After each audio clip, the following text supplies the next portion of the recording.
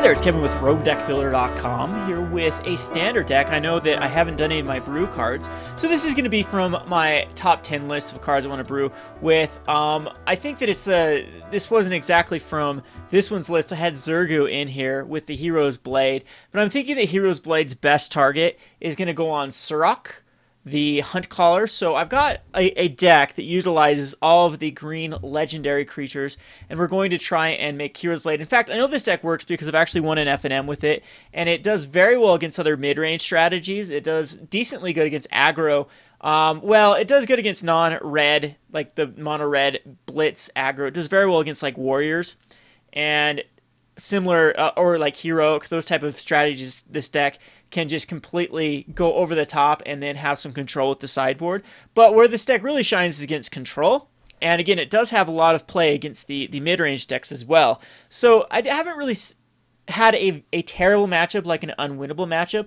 I know that there's some changes that I could make to this deck to make it much better. I know one of them is Mana Confluence. Mana Confluence is 20 tickets right now on MTGO, so I got out of them. I think I got out of them at 18 tickets, and I just didn't want to be stuck with a 20 ticket rare, as they're going to begin to crash due to rotation time being not too soon away. I mean, I know there's a lot of time left, but MTGO, you'll start to see vendors get out of cards about now, and same thing with Paper Magic. So this deck does want Mana Confluence, but other than that, I think it's a pretty well-rounded deck. I could see going into some other big creatures. I could see going into Atarka. But basically what you're trying to do is put out early pressure with like you can put like a Hero's Blade, and what Hero's Blade with Surrak does is that it makes it so you have a 8/6 Trampler on the battlefield.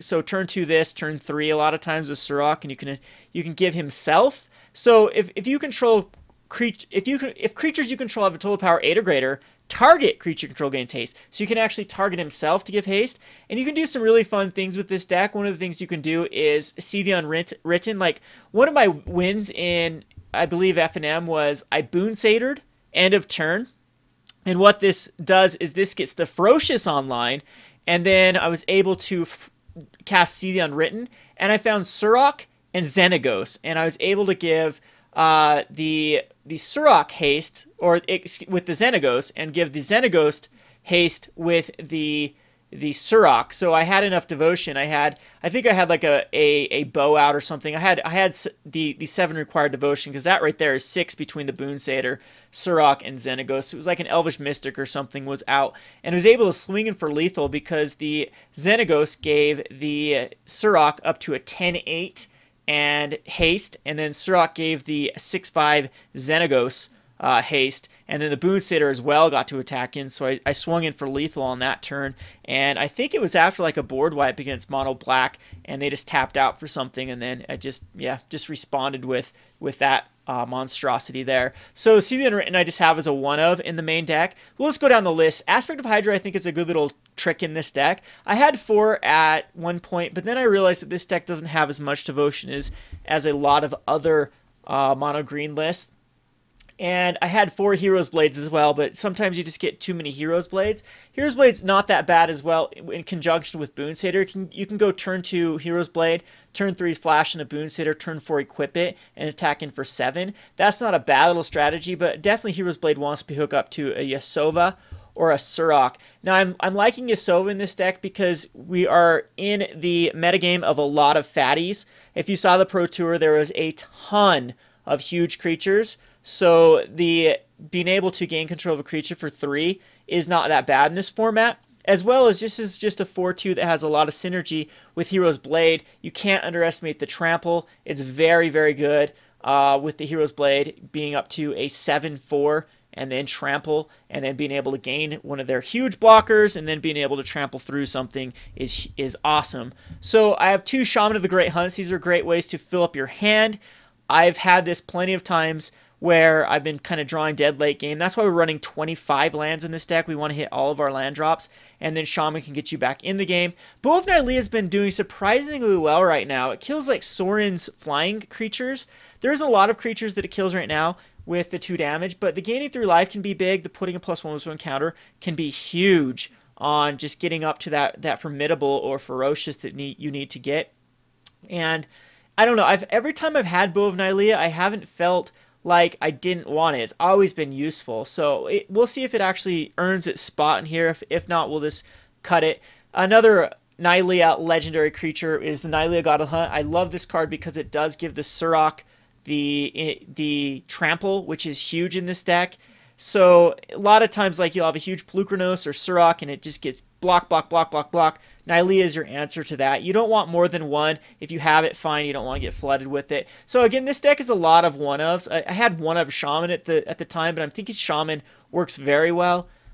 Just getting back into some out of some sticky situations. So a lot of one-ofs in the form of like Xenagos, See the Unwritten, Nylea, Bow. I'm thinking about even cutting down to one aspect of Hydra, but this has just won me so many games, as there's a lot of times you have like 6 Devotion out, and then this just hits for 6.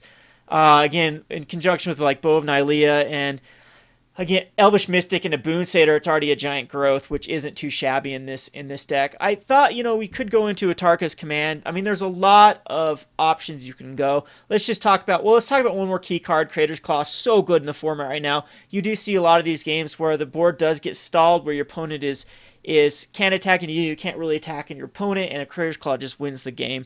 So onto the sideboard, we have 3 Twin Bolts. These are very, very important for any token-based strategy or Goblin Rabblemaster based strategy. We have, again, 2 more Arc Lightnings. I think that they're the best thing. I get beat by Hordeling Outburst quite a bit in these green-red strategies, so I want some way to actually deal with them, and I'm thinking Arc Lightning is that way. I have 1 Outpost Siege, so basically these come in. The 3 Twin Bolts and 2 Arc Lightnings will come in versus aggro, and you'll be taking out some cards like Hero's Blade and Aspect of Hydra, just all this stuff that you don't need versus aggro. I think I keep in a number of Hero's Blades, but you want to clog up the board as much as possible, so that's where Polukranos shines. And then just between Polukranos and the Twin Bolts and Arc Lightnings and the Creator's Claws, it's pretty easy to stabilize. So yeah, it's cards like Nylea and See the Unwritten that end up coming out, or Xenagos that come out versus aggro. Sometimes I keep in the Xenagos just because I can go over the top and you can still win those crazy games. Versus control, I bring in 3 Xenagos, I take out 4 Polukranos, take out some number of Yasovas, and then you can bring in Mistcutter Hydras, you can bring in Xenagos, you can bring in more See the Unwrittens, Abzan Beastmasters, and Outpost Siege. So that's kind of the overall idea of the deck. Again, it's anything but tuned right now. I've played it at my local game store, but my local game store has some good players, but for the vast majority of it, people are still pretty new, and a lot of times they don't have very fine-tuned decks, so it's pretty easy for me to win an FNM with basically any deck that has some focus, some type of linear strategy, and just basically there's a lot of similar decks at my local game store. It's usually like the flavor of the week, and you can kind of judge which decks people are going to be playing, and again, it's just based upon that you can build a deck that can win an FNM. But Empty Joe is another monster, as you have a lot of good players, and we'll have to see if this deck actually does well. So I thought I'd start brewing some decks. I apologize, I will not be on Twitch tonight. This is Tuesday. My internet is very, very spotty. I don't think that I'm not quite set up. I didn't have internet the entire weekend, and just put me back. So next Tuesday, I'm going to try to get Twitch up and streaming, and we'll play some games. I'm going to try to brew all of my top 10 cards from the Dragons of Tarkir in decks and see what we can do with them. I think there's a lot of opportunity for deck building right now, as the format is just wide open with options. Anyway, we're going to play at least 4 games with this. This has been Kevin with RogueDeckBuilder.com. Thanks for watching.